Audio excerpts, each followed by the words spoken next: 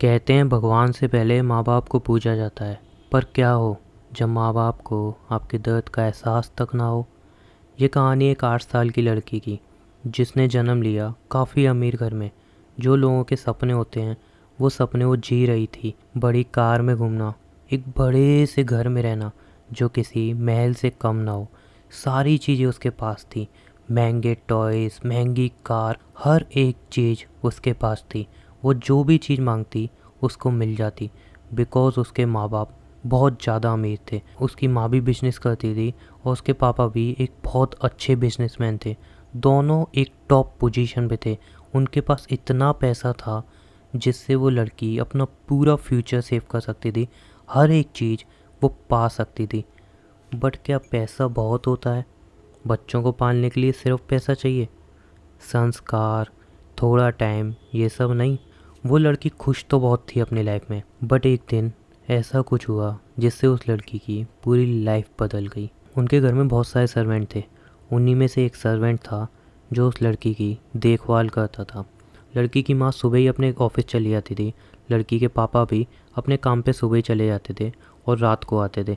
रात को आते ही थोड़ी देर बात करते थे आपस में और सो जाते थे। लड़की से वो बिल्कुल भी ज़्यादा बात नहीं कर पाते थे बिकॉज ऑफिस का लोड, वर्क लोड, इतना सारा पैसा कमाना ईजी तो नहीं होता। लड़की को थोड़ा भी टाइम नहीं दे पाते थे। वो सर्वेंट पूरा टाइम लड़की का ध्यान रखता था।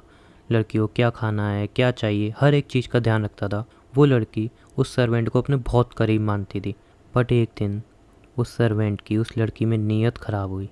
वो लड़की शॉर्ट पहन के अपने बेड पे लेटी हुई थी और मोबाइल चला रही थी। तभी वो सर्वेंट आया और उसने उसको गलत जगह छुआ। लड़की को एहसास तो हुआ कि ये गलत है। लड़की ने उसको कहा, ये सब क्या कर रहे हो अंकल जी?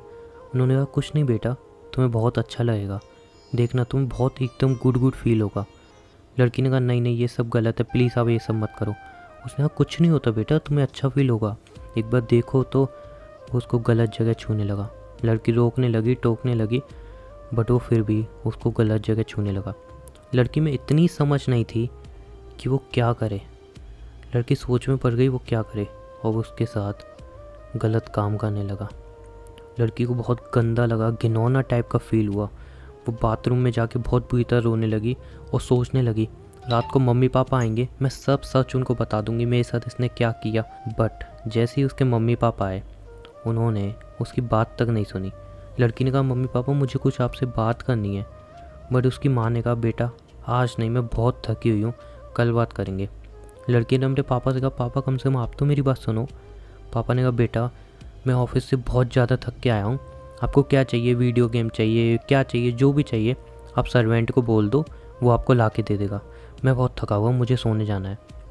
लड़की अंदर ही अंदर पूरी रात रोती रही, खुद से नफ़रत करती रही, घिन आने लगी उसको खुद से। बट उसकी सुनने वाला कोई भी नहीं था। वो अपने दोस्तों से ये बात शेयर नहीं कर पा रही थी शर्म के मारे। उसके माँ बाप उसकी सुन नहीं रहे थे। और जब ये बात सर्वेंट ने देखी तो उसकी हिम्मत और बढ़ गई। उसको पता लग गया कि हाँ, अब मैं इसके साथ कुछ भी गलत करूँ कोई कुछ नहीं कर सकता मेरा, बिकॉज़ इसकी फैमिली इसकी बात सुनने को तैयार नहीं है। और जब तक ये चुप है तब तक मैं इसके साथ कुछ भी कर सकता हूँ। दूसरे दिन सुबह लड़की ने फिर कहा, मम्मी पापा मेरी बात सुनो। मम्मी ने कहा, बेटा आज मेरी बहुत ज़रूरी मीटिंग है, मैं शाम को आके तुम्हारी पक्का बात सुनूंगी, जो भी चाहिए तुम्हें दूंगी शाम को आके। पापा से कहा, पापा कम से कम आप तो मेरी बात सुनो। पापा ने कहा, बेटा आज मेरी बहुत इंपॉर्टेंट मीटिंग है, अगर ये मीटिंग ठीक से नहीं हुई तो सब खत्म हो जाएगा। मैं तुम्हारी शाम को आके बात सुनूंगा, शाम को हम सब बैठ के डिनर करेंगे और तुम्हारी बात सुनी जाएगी, ठीक है? ये कह के वो दोनों चले गए। दोपहर हुई, लड़की डरी डरी सी अपने रूम में बैठी थी। वो सर्वेंट फिर आया। लड़की ने कहा, प्लीज़ अंकल कुछ मत करो, मुझे बहुत अजीब लगता है, मुझे दर्द होता है, मुझे घिन आती है खुद से, प्लीज़ मत करो। सर्वेंट ने कहा, बेटा थोड़ा टाइम ऐसा लगेगा, फिर तुम्हें अच्छा फील होने लगेगा, कोई दिक्कत नहीं है, ये करना ज़रूरी होता है, तुम्हें इससे अच्छा फील होगा। उस 8 साल की लड़की में इतना दिमाग नहीं था कि वो अब क्या करे। उसको नफ़रत हो रही थी, घिन आ रही थी, बट सुनाए तो सुनाए किसको? माँ बाप जो उसके सबसे करीब होते हैं इस उम्र में, वो उसकी नहीं सुन रहे थे, किसको जाके सुनाती? और ये सब बहुत टाइम तक चलता रहा। जब भी उसके माँ बाप आते वो कुछ बोलने की कोशिश करती, उसके माँ बाप कहते, अरे बेटा ये मीटिंग में काम है, ये काम है, वो काम है। और एंड में सर्वेंट ने उस लड़की को इतना डरा दिया, इतना डरा दिया कि संडे के दिन उसके माँ बाप ने कहा बेटा बोलो क्या बात बताई थी। तब लड़की में हिम्मत भी नहीं हुई कुछ बोलने की। वो लड़की इतना ज़्यादा डर चुकी थी, डर डर के वो रह रही थी उस घर में। उसको लग रहा था अगर मैंने कुछ भी बोला तो ये मेरे साथ पता नहीं क्या कर देगा। वो उससे इतना डर चुकी थी कि उसके माँ बाप भी उसके सामने थे, बट वो कुछ बोल नहीं पा रही थी। उसके माँ बाप ने पूछा बेटा बताओ ना क्या बोलना है। लड़की ने कहा कुछ नहीं बोलना मुझे, मैं एकदम ठीक हूँ, बस आप थोड़ा टाइम मेरे पास रहो ना प्लीज़। लड़की के माँ बाप ने कहा हम तुम्हारे पास ही हैं बेटा, बताओ क्या कहना है। बट लड़की ने सच नहीं बताया, वो बहुत डर चुकी थी।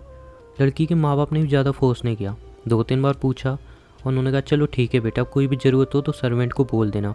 उनको उस लड़की की खामोशी, उसका दर्द कुछ भी नहीं दिख पा रहा था। उनको एहसास नहीं हो रहा था कि उनकी बेटी इतनी खामोश क्यों हो गई है। क्या कोई तकलीफ़ तो नहीं, इस एज में उसके साथ कुछ गलत तो नहीं हो रहा। हम एक सर्वेंट को उसकी देखभाल करने के लिए छोड़ के जा रहे हैं, क्या कुछ गलत तो नहीं हो रहा। बट उनको ये सब कहाँ दिख पा रहा था। उनको दिख रहा था तो पैसा कमाना, खुद को ऊपर उठाना। क्या यही होता है माँ बाप का फ़र्ज? क्या माँ बाप का फ़र्ज सिर्फ इतना होता है कि औलाद के लिए पैसा कमा ले बहुत सारा, बस इतना ही फ़र्ज होता है? वो बेटी अंदर ही अंदर मरे जा रही थी और वो सर्वेंट रोज़ उसके साथ गलत काम किए जा रहा था। एक दिन उस सर्वेंट ने सारी हदें तोड़ दी और वो इतना नीचे गिर गया कि उसने ये तक नहीं देखा वो 8 साल की लड़की है। और वो उसके साथ इस बुरी तरह से फिज़िकल होने लगा कि लड़की के जो सेक्सुअल पार्ट थे वो पूरी तरह से डैमेज हो चुके। लड़की पूरी खून में लथपथ थी। सर्वेंट डर गया, वो वहाँ से चला गया और लड़की ने खुद को संभाला। फिर जब देखा सर्वेंट ने कि अभी इसके माँ बाप घर पे नहीं आए, उसने वो खून वून साफ कर दिया और लड़की को धमका दिया अगर तूने कुछ भी बताया तू सोच नहीं सकती मैं तेरा और तेरे माँ बाप का क्या हाल करूँगा, मैं सबको जान से मार दूँगा। वो लड़की दर्द में तड़प रही थी और डर में जी रही थी। उसकी हालात देख के किसी की भी आंखों में आंसू आ जाते, बट उस सर्वेंट की आंखों में थोड़े भी आंसू नहीं आ रहे थे, बिकॉज हवस इतनी उसके ऊपर आ चुकी थी कि उसको सही गलत कुछ भी समझ नहीं आ रहा था। उसको क्या करना है क्या नहीं करना कुछ समझ नहीं आ रहा था। उसको बस दिख रही थी हवस। उसने ये नहीं सोचा कि 8 साल की मेरी खुद की भी बेटी है, मैं क्या उसके साथ ऐसा करूँगा। उसने नहीं सोचा, वो उसके साथ बुरा करता रहा। लड़की हार चुकी थी, थक गई थी, अब उसमें हिम्मत नहीं थी। लड़की ने एक नोट तैयार किया जिसमें अपने दिल की सारी बातें लिख दी और ख़ुद को मार दिया। लड़की में थोड़ी भी हिम्मत नहीं थी कुछ भी फेस करने की, वो बुरी तरह से हार चुकी थी। जब लड़की ने सुसाइड कर लिया तब उसकी फैमिली को और पुलिस को वो नोट मिला और सर्वेंट को जेल में डाल दिया गया। इसमें गलती किसकी थी? उस सर्वेंट की जिसने ये सब किया, या फिर उस लड़की की जो कुछ बोल नहीं पाई, या फिर उसके पेरेंट्स की जो उसकी कभी सुन ही नहीं पाए। वो लड़की चिल्लाती रही, तड़पती रही, उनको कुछ दिखाई नहीं दिया। उनको दिखा तो उनका बिजनेस, पैसे। औलाद को सिर्फ पैसे, बड़ी कार, बड़ा घर देना नहीं होता, औलाद को पालना भी होता है। उसकी तकलीफ़ें भी सुननी होती हैं, उसका दर्द भी समझना होता है कि क्या तकलीफ़ है क्या दर्द है। उसको थोड़ा टाइम भी देना होता है। अगर उसकी फैमिली थोड़ा भी उसको टाइम देती, रात को 1-2 घंटे भी उससे बात करती, उसकी तकलीफ़ समझती, तो शायद आज वो लड़की ज़िंदा होती। अगर कोई पेरेंट्स हैं जो ये वीडियो देख रहे हैं तो प्लीज़ अपने बच्चों को थोड़ा टाइम भी दो। पैसा कमाना ज़रूरी है उनके फ्यूचर के लिए, बट टाइम देना उससे भी ज़्यादा ज़रूरी है। अगर आप टाइम नहीं दोगे तो आपके बच्चे कभी भी आपसे कुछ शेयर नहीं कर पाएंगे, कुछ खुल के बता नहीं पाएंगे और अंदर ही अंदर घुटते रहेंगे। कोई परेशानी होगी वो शेयर नहीं कर पाएंगे। इसीलिए अगर कोई भी पेरेंट्स ये वीडियो देख रहे हैं तो प्लीज़ अपने बच्चों को टाइम दो। एटलीस्ट दिन के 2-3 घंटे दो। उनको समझने की कोशिश करो, कब वो उदास हैं, कब वो खुश हैं, कौन से उनके दोस्त हैं, क्या हैं, सारी चीज़ें समझने की कोशिश करो। और अगर कोई भी टीनेजर ये वीडियो देख रहा है तो उनसे एक छोटी रिक्वेस्ट करना चाहूँगा, कोई भी बात है बिना डरे अपनी फैमिली से डिस्कस करो। तुम्हारी फैमिली तुम्हारा साथ देगी। डरो मत कि कोई क्या कर देगा, कोई क्या कर देगा। कोई कुछ नहीं करेगा अगर तुम्हारी फैमिली तुम्हारे साथ खड़ी होगी। अपनी फैमिली से हर एक बात शेयर करो। अपनी फैमिली से बात शेयर करोगे तो कभी तुम्हारे साथ कुछ भी गलत नहीं होगा और फैमिली हमेशा तुम्हारा साथ देगी। अगर वीडियो पसंद आई, वीडियो लाइक कर देना, शेयर कर देना, चाहे कि कुछ लोगों की हेल्प हो सके। मिलते हैं नेक्स्ट स्टोरी में। अलविदा, लव यू ऑल।